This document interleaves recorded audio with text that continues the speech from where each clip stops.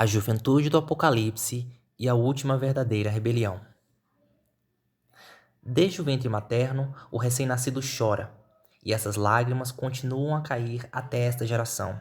Cada lágrima de cada criança é um gesto doloroso de uma confissão universal da queda da humanidade, da perfeição à corrupção, ao sofrimento e à morte. Este grito não se atenua à medida que envelhecemos. Pelo contrário, nestes tempos, dignos de muita lamentação, o grito torna-se ainda mais forte e é o único consolo da juventude de hoje.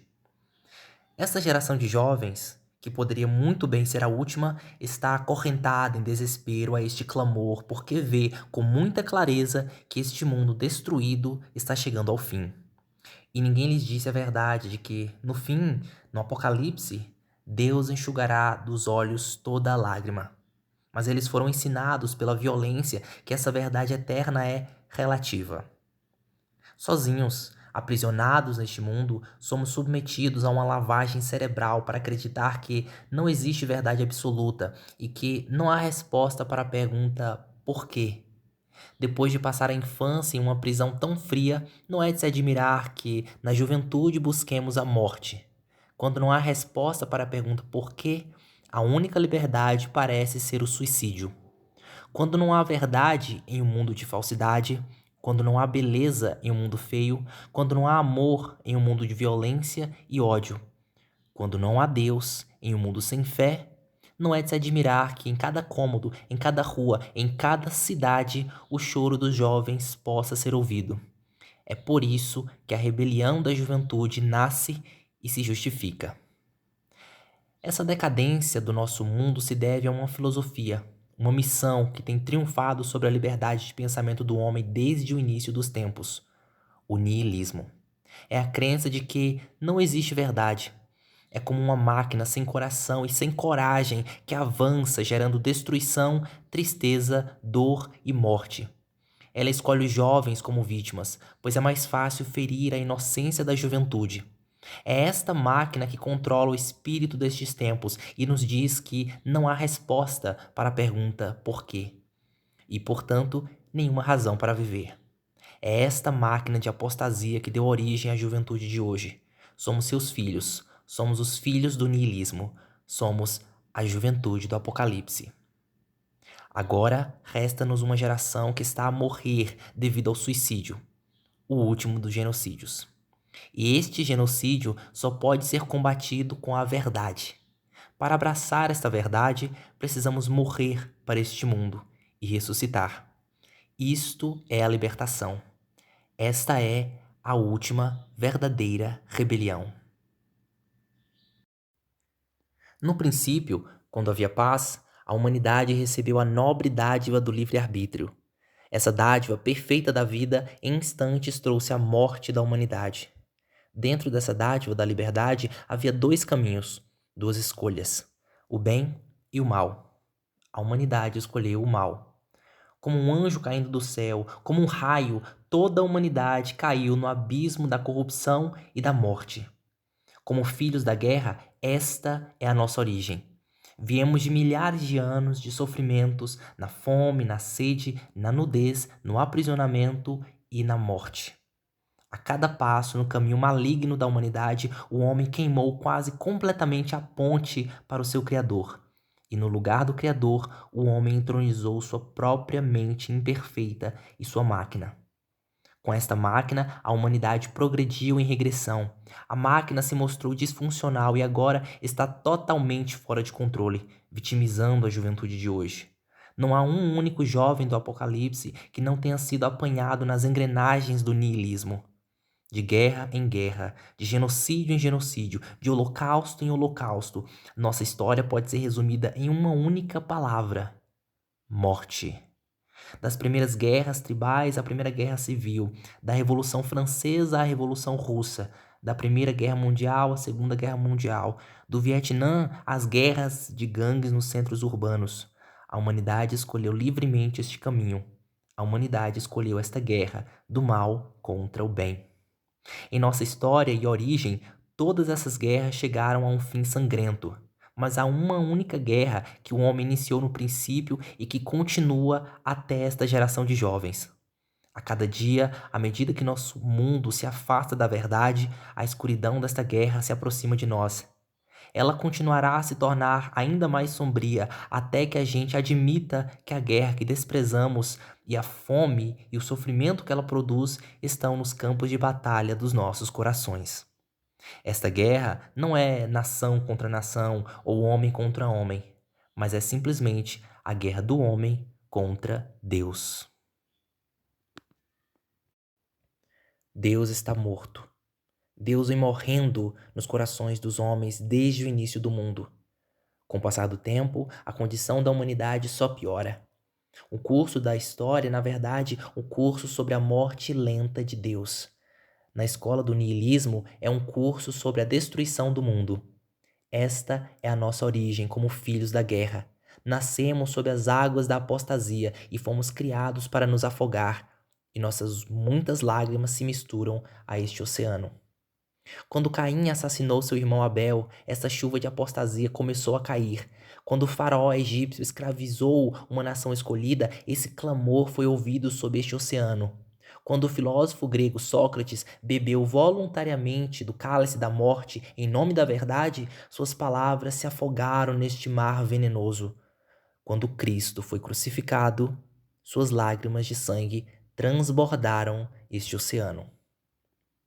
O imperador do que era conhecido no primeiro século como toda a civilização enlouqueceu e começou a se enfurecer contra aqueles que buscavam e amavam a verdade. O imperador Nero começou a tocar sua harpa enquanto observava o seu próprio povo queimar sua capital, Roma, sob seu comando. Em sua sacada, observando as chamas e ouvindo seu povo chorar, ele continuou a tocar sua harpa. Neste momento, até as águas da apostasia secaram e se transformaram nas chamas do niilismo. O mais assustador dessa lição de história é que essa canção de insanidade tem sido tocada até hoje, mas passou da beleza do som de uma harpa à discórdia e distorção totais. A canção de Nero marcou o início do declínio da civilização ocidental. Pouco menos de 2000 anos depois de Nero tocar sua canção de destruição, o profeta e filósofo do niilismo Friedrich Nietzsche entoou a mesma canção, invocando a mesma chama para que ardesse ainda mais intensamente. Foi ele quem declarou Deus morto por seu desprezo pela religião e pelo cristianismo em particular. Foi ele quem desferiu o golpe devastador naqueles que acreditavam em Deus, dizendo: Deus está morto. Nietzsche queria encarar a vida de frente, sem Deus para obstruir sua visão, e o que viu foi angustiante para sua mente. Agora, na escuridão, sentimos as consequências da guerra. O número de corpos aumenta a cada dia, mas, pior ainda, o número de mortos e almas marcadas a ferro e fogo é quase infinito. Parece que, para muitos, há pouca chance de recuperação. E como sempre, são as crianças as piores vítimas da guerra. Nesta luta aparentemente eterna do homem contra Deus, a inocência infantil não só foi violada, como totalmente aniquilada. Assim como o niilismo é a mãe da insanidade e da loucura, a própria insanidade também tem seus 3 filhos: sexo, drogas e violência. As fugas e os prazeres do sexo, das drogas e da violência parecem anestesiar a miséria de viver neste mundo moribundo.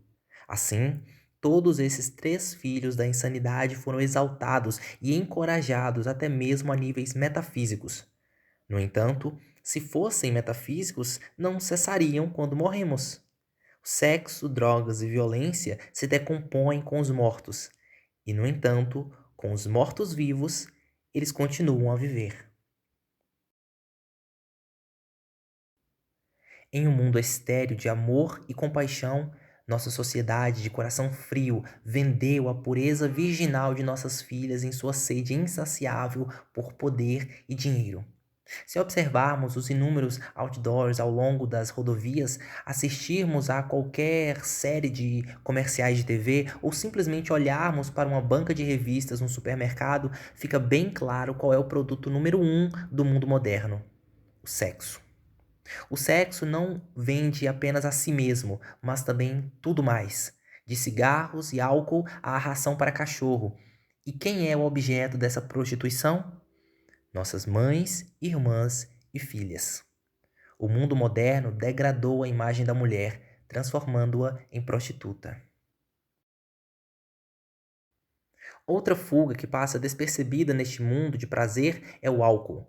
Na cultura contemporânea de busca pelo prazer, o álcool é o entorpecimento das massas e a destruição dos infelizes. Depois da televisão, o álcool é a forma mais comum de evitar a questão da verdade. Na fuga contínua do homem para evitar um exame de consciência, ele usará todos os meios de fuga, inclusive buscando refúgio da realidade através do álcool. O homem vazio é temporariamente preenchido pela euforia dos sentidos que o álcool proporciona e, dessa forma, é distraído de seu vazio. Beber como fuga e prazer social é um ideal que foi ampliado e glamourizado. Está na moda.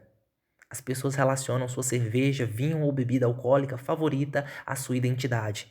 Um exemplo clássico é a amizade retratada pelas campanhas publicitárias de bebidas alcoólicas. O homem contemporâneo, desenraizado, é atraído para suas garras e sua alma vazia se torna escravizada pelo espírito dos tempos. E o espírito dos tempos é controlado pela ganância maligna. É por isso que o sexo é sempre usado para vender álcool. Se não for sexo, então uma outra imagem falsa é propagada, como por exemplo a ideia de que as verdadeiras amizades e os bons momentos estão ligados à bebida. É quase impossível escapar das imagens publicitárias. Mesmo que estejamos conscientemente cientes de que o sistema está tentando vender uma ilusão, nossas mentes ainda estão corrompidas em um nível subliminar. Sendo uma epidemia social, o álcool é o passatempo favorito do homem para evitar as questões mais profundas da vida. Qual é o propósito do homem na Terra? O que existe além túmulo? A luxúria impulsiva da ganância empurrou o ideal pagão romano de busca do prazer para a arena da mídia de massa. Na Roma do século IV, Agostinho escreveu: Todos os homens estão unidos por um propósito, a felicidade temporal na Terra, e tudo o que fazem visa esse objetivo. Embora, na infinita variedade de suas lutas para alcançá-la, eles se lancem e se joguem como as ondas do mar.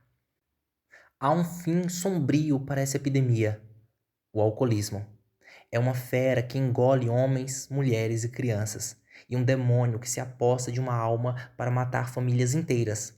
Ela se protege com a defesa da negação. Ela ataca aqueles que a confrontam e então, fiel à sua natureza, rasteja de volta para sua toca. Os danos do alcoolismo são impossíveis de mensurar. Como pode se pesar o sangue dos milhões de homens e mulheres que morreram em acidentes de trânsito causado por álcool? Como se pode contar as lágrimas dos filhos do alcoolismo? Violência, abuso infantil, divórcio e filhos órfãos são resultados do alcoolismo. O que era uma fantasia virou um hábito, e agora é escravidão. O que começou com risos termina em lágrimas. O terceiro filho da insanidade é a violência. A violência do homem moderno se expressa de duas maneiras: a violência impessoal e a violência pessoal. A violência impessoal é a profunda maldade que cativou o coração de muitos, o desejo de ferir pessoas violentamente. A violência não se limita mais a incidentes isolados, mas manchou muitas mãos com sangue. Parece que não há onde se esconder dela. Crianças matando pais, pais matando filhos, amigos matando amigos, crianças matando crianças. Nossos tempos são tempos de violência, violência irracional, em que as pessoas ferem e matam apenas por matar. A outra forma de violência é a violência pessoal, que se alastrou em uma escala extremamente ampla. Ela não se limita ao crescente interesse pela moda das tatuagens, piercings ou mutilações corporais do primitivo moderno, mas se encontra na sangrenta confusão do masoquismo. Quase todos os filhos da guerra da geração X já passaram por isso, se não foram totalmente possuídos por ela. Nos violentamos, não apenas física, mas mentalmente. O desânimo de viver na confusão deste mundo nihilista nos coloca de joelhos e cheios de raiva. Descarregamos nossas agressões em nós mesmos, novamente choramos até dormir. Com o estímulo eletrizante da mídia e a influência das artes modernas, uma nova moda entrou em vigor: a insanidade e seus três filhos: sexo, drogas e violência. E a cúmplice desse homicídio é a moda. O famoso autor Fyodor Dostoiévski disse: "A beleza salvará o mundo."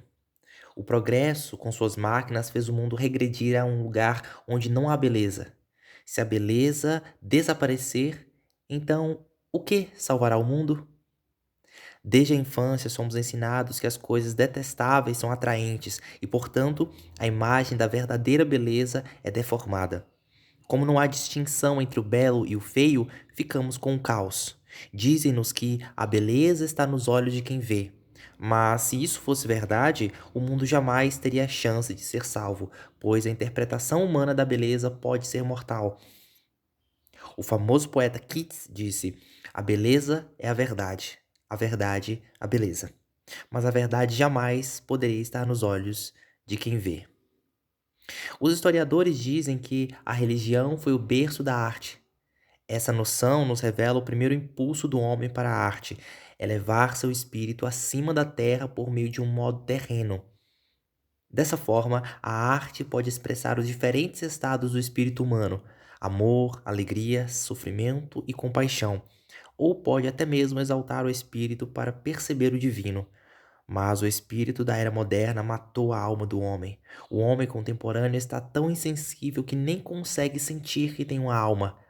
Essa falta de alma é o que produziu a sociedade moderna e sua arte. A era moderna é absurda. O que costumava ser feio, agora é considerado belo. O que era errado, agora é considerado certo. As pessoas não vivem mais para criar vida, mas para destruí-la. Agora que Deus morreu, a vida é mais do que absurda. O estado incoerente da era moderna é melhor ilustrado pela arte contemporânea. Foi até fundada uma nova forma de expressão artística, criada diretamente da compulsão humana de expressar o absurdo: a vanguarda. O absurdo atingiu seu ápice quando um certo artista de vanguarda revelou sua obra-prima a um mundo absurdo.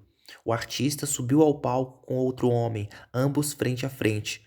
O outro homem então sacou uma arma e atirou no braço do artista. A plateia aplaudiu em uníssono. Os críticos deliraram. Brilhante, o homem é um gênio. Ele enriqueceu com sua obra-prima, escreveu um livro e se tornou um defensor do absurdo. Quando a insanidade é considerada apenas mais um tijolo na parede e essa parede cai, e quando o prazer não pode ser mais encontrado no sexo, nas drogas ou na violência, um estado lamentável toma conta do coração e da alma humana: a apatia. A apatia é a recusa deliberada de buscar verdades superiores. Não podemos mais depender do último recurso da religião para a desejada saída do caminho da destruição. Já fomos enganados inúmeras vezes e fomos feridos, fomos espancados até a morte por todas as diferentes crenças e não estamos mais interessados na religião organizada. Pois agora vemos que qualquer religião organizada é apenas mais uma instituição terrena que acaba buscando poder. E, nessa busca, muitas vidas foram devastadas.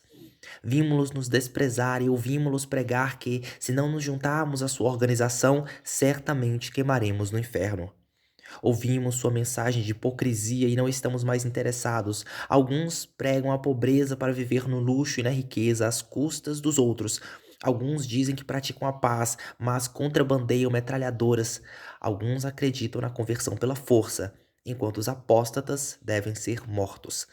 As muitas religiões diferentes nos prejudicaram e nos deixaram em total apatia. E agora nos resta dizer: sinto muito, o meu karma atropelou o seu dogma. Assim, não levantamos mais a cabeça quando outro circo de religiões passa por nossa cidade, mas continuamos abatidos.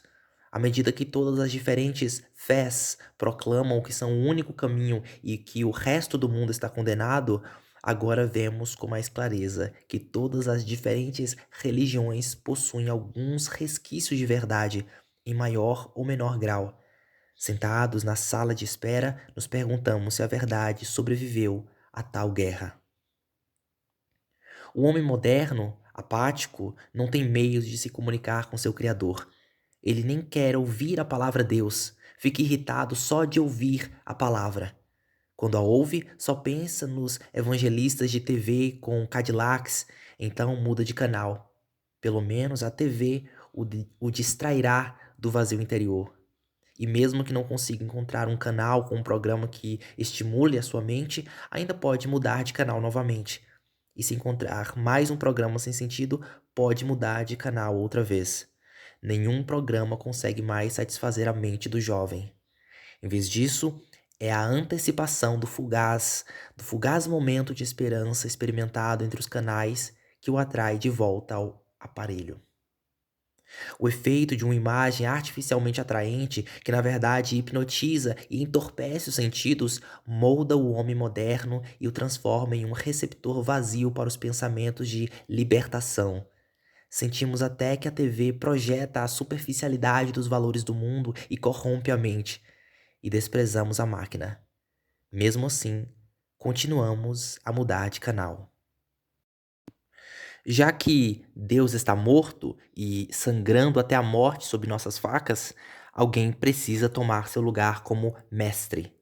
Em um mundo vazio de experiência mística, alguns buscam uma porta para outro mundo, mas não apenas por meio de insanidades ou contato direto.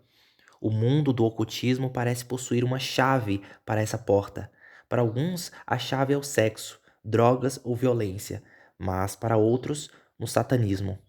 Depois de peneirar as cinzas das modas ocultistas aspirantes, veremos duas grandes categorias do ocultismo: leve e pesado. O ocultismo leve é basicamente o renascimento da moda do paganismo, adoração à natureza e exploração dos poderes naturais pouco conhecidos da alma, como telepatia mental, leitura de auras, tarô, levitação, etc. As pessoas são atraídas por ele não por uma rebelião consciente contra Deus, mas por curiosidade e vaidade. O desejo de adquirir poderes especiais ou insights que os elevem acima das massas comuns. O ocultismo pesado é a adoração deliberada a Satanás. Essas pessoas, na verdade, se autodenominam satanistas. Isso é uma rebelião consciente contra Deus, pois não se pode acreditar em Satanás sem acreditar em Deus. E não em qualquer Deus, mas especificamente no Deus cristão. É a crença de que Deus é o tirano do universo e que Satanás é o melhor amigo do homem, que deseja lhe dar liberdade e fazê-lo feliz, ajudando-o a obter tudo o que deseja neste mundo. É aqui que as palavras de Dostoiévski e Nietzsche soam verdadeiras em relação ao sacrifício animal e humano. Quando um homem ou uma mulher é iniciado no 7º grau do satanismo, ele jura que seu princípio será: nada é verdadeiro e tudo é permitido. Nestes tempos de aniquilação além da desolação, quando a destruição é a norma, é óbvio que quem é o mestre, já que Satanás não pode criar, apenas destruir. O principal problema com ambos os tipos de ocultismo, como fé, é que eles não compreendem o que se esconde por trás da cortina deste mundo. Na ignorância, eles se envolvem no outro mundo sem qualquer distinção entre os poderes malignos e os poderes do bem. O resultado dessa ignorância é que a pessoa que brinca com metafísica, via de regra, acaba se conectando com o lado maligno, mesmo que essa não tenha sido a sua intenção original. Abraçamos o inferno. Seguimos os mandamentos do espírito dos tempos e nos encontramos em um beco sem saída. Fomos educados sobre sexo, drogas e violência pelo estímulo da mídia. Passamos pelo curso do niilismo e nos formamos na escola da destruição. O filósofo grego da antiguidade, Aristóteles, disse: a escola e a educação servem para ensinar aos jovens o que eles devem gostar e o que não devem gostar. A educação moderna nos ensinou que devemos detestar a realidade de um Deus, ensinou-nos que devemos ter sucesso neste mundo e assim cair do céu. Tornou a filosofia da insanidade suicida de Nietzsche leitura obrigatória, justificando o assassinato de Deus. Ensinou-nos a competição implacável e nos deu números ao invés de nomes. A ironia é que, quando vivemos de acordo com o que nos foi ensinado nas instituições deste mundo, somos novamente institucionalizados e colocados em uma sala acolchoada ou em uma sala com grades e novamente recebemos um número. Nessa escola de destruição, um dos professores se identifica como revolução. Ele afirma ser contra o sistema, mas na prática é o maior benfeitor do sistema. Este é o manifesto contemporâneo da mentira. Nossa suposta rebelião contra o sistema se transformou no pior sistema. A revolução está na corrente sanguínea do homem moderno, pulsando no coração com ritmo crescente. O objetivo da revolução é, como explicou Nietzsche, condições de existência completamente novas. O resultado da aniquilação nihilista e antiteísta da velha ordem é a concepção de uma nova era. Nova em sentido absoluto e não relativo. Foi aí que Hitler ateou fogo a seu holocausto, em busca da nova ordem mundial que incendiou até mesmo a sua própria prisão. Assim, em suma, a revolução nihilista, visando abolir a autoridade e a ordem, está inaugurando uma nova instituição, a nova ordem mundial. A nova ordem mundial, na qual o sistema está se desenvolvendo, é aquela que até agora os jovens rejeitaram. Mas se rejeitamos verdadeiramente a nova ordem, o paraíso na Terra, devemos também rejeitar o niilismo, mesmo que as instituições que nos privaram de Deus nos tenham ensinado exatamente o oposto. A instituição do niilismo, da destruição, que abriu caminho por meio da revolução para a nova ordem, deu vida ao que poderia ser o desencadeamento final do terror, o espírito do anticristo. Na história do mundo, muitos tiveram a face do anticristo, aquele que busca poder com sangue para colocar as pessoas de joelhos. De Nero a Hitler, o mundo nunca esteve livre da ameaça de uma ordem mundial. Hitler tomou as obras de Nietzsche como um guia filosófico que provocou a guerra mais sangrenta da história. Hitler disse: "Eu libertei a Alemanha das mentiras estúpidas e degradantes da consciência e da moralidade. Vamos formar jovens diante dos quais o mundo tremerá. Quero jovens capazes de violência, imperiosos, implacáveis e cruéis." Mas apontar o dedo para o sangue e a violência do passado perpetrados por anticristos não é o nosso objetivo. Revelaremos o cerne do terror que não se encontra em Nero, Napoleão, Hitler, Lenin ou Stalin, mas no espírito desta época, que é muito mais assustador do que qualquer um deles. O espírito desta época e destes tempos é o anticristo. O que é a nova ordem, senão o trono do anticristo, a imitação e inversão satânica do reino de Deus? O negador mais extremo, o mais desiludido dos homens só pode existir se se apegar a uma ilusão na qual depositar toda a sua esperança. Aquele que não pode crer em Cristo deve e deverá crer no anticristo. Mas se o niilismo tem seu fim histórico no reinado do anticristo, ele tem seu fim último e espiritual, além até mesmo daquela manifestação satânica final. E neste fim, que é o inferno, o niilismo encontra sua derrota final. Filhinhos, esta é a última hora. Assim como vocês ouviram que vem o anticristo, também agora muitos anticristos têm surgido. Saibam, portanto, que esta é a última hora. Chegamos ao limite. Nestes tempos violentos, parece não haver razão para continuar a vida, nenhuma razão para acordar amanhã para enfrentar outro dia. Os jovens de hoje chegaram à conclusão de que a única mão que lhes resta para enxugar as lágrimas dos olhos é a mão do suicídio. E de fato, não se pode questionar que, ao lado da corrente de desespero, desilusão e subhumanidade que descrevemos como emergindo desta era de niilismo, houve uma corrente paralela de otimismo e idealismo. São jovens idealistas e práticos, prontos e ansiosos para lidar com os difíceis problemas de hoje e disseminar esse ideal indefinido. pesquisa científica descobrindo os mistérios do universo, pacifistas e idealistas não violentos em cruzada pela causa da paz, da fraternidade, da unidade mundial e da superação de ódios ancestrais. Jovens artistas indignados pela causa da justiça e da igualdade, espalhando da melhor forma possível neste mundo lamentável uma nova mensagem de alegria e criatividade. E o grande número de jovens mais comuns que estão entusiasmados por estarem vivos nestes tempos emocionantes, sinceros, bem-intencionados, olhando com confiança e otimismo para o futuro, para um mundo que pode pelo menos conhecer a felicidade em vez da miséria.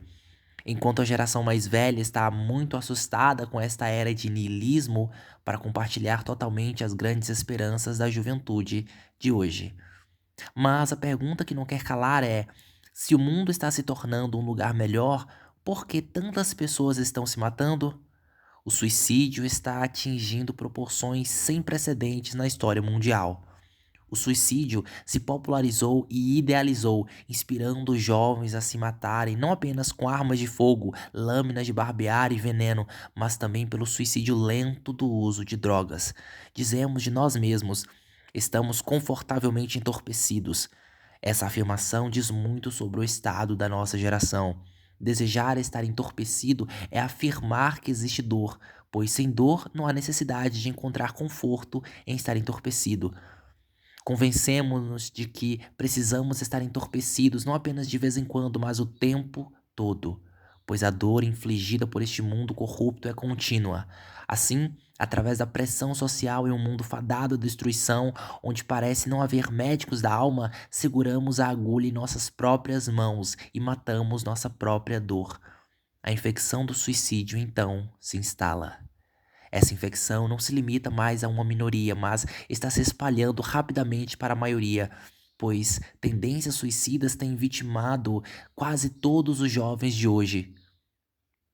Muitos de nós já teve um amigo que cometeu suicídio, mas ainda mais chocante, a maioria dos jovens já tentou suicídio pelo menos uma vez. A máquina do niilismo nos colocou de joelhos.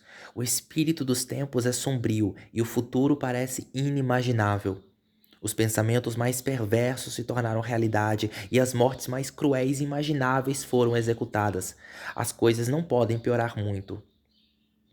Ao sentarmos em uma sala confortável ou caminharmos por um campo aberto sob um céu azul, o pensamento de que as coisas não podem piorar muito é discutível. No entanto, essa afirmação soa verdadeira para os milhares que estão morrendo sob o domínio da máquina moderna. As coisas estão além do ponto sem volta. Fomos longe demais e não há como voltar atrás. Há um ponto simples que ilustra tudo isso. Nada mais nos choca. Não nos chocamos mais quando vamos ao cinema assistir a um filme sobre um assassino canibal que é o herói do espetáculo. Dizemos a nós mesmos que é apenas um entretenimento inofensivo. Essa mentira universal já massacrou milhares de pessoas nas mãos de assassinos inspirados pelo mesmo entretenimento. Não nos chocamos mais quando ouvimos falar das muitas guerras sangrentas que destroem inúmeras vidas. Não nos chocamos mais quando assistimos notícias e vemos como um homem assassina uma criança. E não nos chocamos mais quando ouvimos falar da morte de Deus. Nada é chocante. Então nos resta fazer uma pergunta: qual será o sinal do fim do mundo? E ao fazermos essa pergunta, nosso coração dispara e nos responde: ouvireis falar de guerras e rumores de guerras. Olhai, não vos assusteis, porque é mister que isso aconteça, mas ainda não é o fim. Porque nação se levantará contra nação, e reino contra reino. E haverá fomes e terremotos em vários lugares, mas todas essas coisas são o princípio das dores. Este é o Apocalipse. Esta geração é a geração nihil, a geração suicida. Desde o momento em que saímos do caloroso abraço do útero materno, somos desajustados e rejeitados em um mundo que nos diz que não há sentido para a vida, nenhuma resposta para a pergunta por quê. Nós nos originamos do nada e estamos retornando ao nada. A filosofia comum se resume a: você nasce, você vive, você morre. O sistema que nos conhece apenas como números nos diz que nossos dias estão contados. Nessa lavagem cerebral, nossas mentes não foram purificadas, mas sim contaminadas. Deixamos-nos apenas sozinhos e isolados, chorando até dormir, enquanto a máquina do niilismo avança, dando origem à destruição. O niilismo em nossa época se tornou tão disseminado e penetrante e penetrou de forma tão completa e profunda nas mentes e corações de todos os seres vivos de hoje que não há mais nenhuma frente na qual possa ser combatido. A guerra continua enquanto a juventude de hoje chora lamentosamente por uma infância sem violações. Nesta guerra do homem contra Deus, não é de se admirar que o suicídio seja o último genocídio.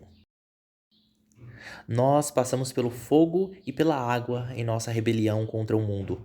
Lutamos contra seus caminhos perversos por meio de nossa música, arte e filosofia de vida. Fomos lançados na escuridão e agora estamos na sombra da morte. A juventude do Apocalipse precisa se levantar. Precisamos enfrentar o inimigo e vencer. O primeiro passo que devemos dar é reconhecer o inimigo como ele é e encará-lo. Estamos combatendo a máquina do niilismo. O profeta insano do niilismo, Friedrich Nietzsche, definiu o niilismo em sua forma mais absoluta, que não há verdade, que não há coisa em si. Este é o abismo das trevas, pois sem verdade não há luz. A afirmação não há verdade é em si mesma uma afirmação metafísica. Não é baseada em conhecimento sensível e não pode ser provada. Em vez disso, é uma confissão de fé. Fé na mentira. A afirmação de que não existe um estado de coisas absoluto é em si mesma uma afirmação absoluta, com sua própria pretensão de verdade. Ao afirmar sua própria verdade absoluta de que não existe verdade absoluta, o niilismo se contradiz e prova sua própria falsidade absoluta. A juventude de hoje é uma geração sem raízes, flutuando no lamaçal da corrupção e do mundo niilista. No entanto, dentro de cada um de nós está plantada uma semente de verdade que reconhece o lamaçal de falsidade que nos cerca. É essa imagem de verdade dentro de nós que desencadeia a rebelião contra o mar de mentiras que estamos nos afogando. A verdade não pode se enraizar na falsidade. Quando essa centelha de verdade morre dentro de nós, nossa rebelião se transforma em uma dupla negação. O ódio não pode expulsar o ódio, até que nossa rebelião esteja enraizada na verdade. Ela não terá sucesso em conquistar o mundo que nos oprime. Se continuarmos a nos rebelar em um espírito de ganância, raiva e ódio, nós nos derrotaremos. Nos tornaremos para nós mesmos o próprio espírito de destruição contra o qual estamos lutando. Estamos lutando contra o pai da mentira, aquele que permanece quando a verdade está ausente. Estamos lutando contra o niilismo, o espírito do anticristo, cujos frutos produzem loucura, suicídio, escravidão, assassinato e destruição. É essa maldade espiritual que matou Deus nos corações da humanidade. Mas Deus não está morto. É apenas a alma do homem moderno que está morta. Deus está esperando de braços abertos para acolher seus filhos. Neste momento, a verdade perfeita chama todas as vítimas desta era moderna de niilismo. Vinde a mim, todos os que estáis sobrecarregados e cansados, e eu vos aliviarei. Desde o dia em que Deus se fez carne e foi crucificado até agora, o reino do céu sofre violência e os violentos o tomam à força. A resposta à pergunta "por quê?" foi revelada, e agora devemos tomar os céus à força, com fé, esperança e amor. Chegou a hora da última e verdadeira rebelião. Não somos mais filhos da guerra, porque agora conhecemos o caminho, a verdade e a vida. E assim, em nossos corações, a guerra do homem contra Deus chegou ao fim. A única violência que resta é a determinação da nossa vontade de morrer pela verdade. Agora começa a guerra invisível. Esta é a luta que dura a vida toda contra as paixões e os vícios interiores. É uma guerra contra o pecado, com o objetivo de adquirir virtude. Esta guerra invisível começa e termina com a última e verdadeira rebelião. Neste mundo despedaçado que está chegando ao fim, tudo agora está muito claro. À medida que a guerra do homem contra Deus continua, ela cessou para nós. Não somos mais os filhos da guerra que choram até dormir pela morte de Deus. Não somos mais filhos das trevas, mas sim filhos da luz, pois conhecemos nossa origem, sobrevivemos à nossa morte e ressuscitamos. Agora sabemos a diferença entre deformidade e beleza, mal e bem, ódio e amor. E falar de amor é ousar falar de Deus, pois Deus é amor. Portanto, Deus não está morto, pois quem poderia matar o amor? É por esse amor que vale a pena morrer diariamente. É Deus que é digno do nosso sacrifício supremo, pois Deus morreu primeiro por nós. Sobrevivemos ao inferno deste mundo moribundo e agora sabemos que o reino dos céus está dentro de nós. Enquanto o mundo continua na morte, carregaremos a cruz da vida, pois vemos claramente o inferno ao nosso redor, mas escolhemos ser crucificados pessoal e misticamente, pois a crucificação é o único caminho para a ressurreição.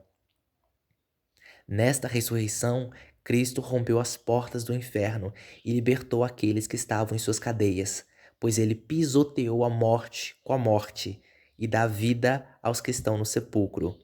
Tudo isso com o poder de Deus, deixando-nos estas instruções simples para a última e verdadeira rebelião. Bem-aventurados os pobres de espírito, porque deles é o reino dos céus. Bem-aventurados os que choram, porque serão consolados. Bem-aventurados os mansos, porque herdarão a terra. Bem-aventurados os que têm fome e sede de justiça, porque eles serão fartos. Bem-aventurados os misericordiosos, porque eles alcançarão misericórdia. Bem-aventurados os limpos de coração, porque eles verão a Deus. Bem-aventurados os pacificadores, porque eles serão chamados filhos de Deus. Bem-aventurados os que são perseguidos por causa da justiça, porque deles é o reino dos céus. Bem-aventurados sereis quando vos injuriarem e perseguirem, e mentindo disserem todo o mal contra vós por minha causa. Com essas verdades, a juventude do Apocalipse pode se elevar acima da escuridão do fim e se tornar a luz do mundo. Mas por enquanto permanecem a fé, a esperança e o amor, estes três, mas o maior destes é o amor.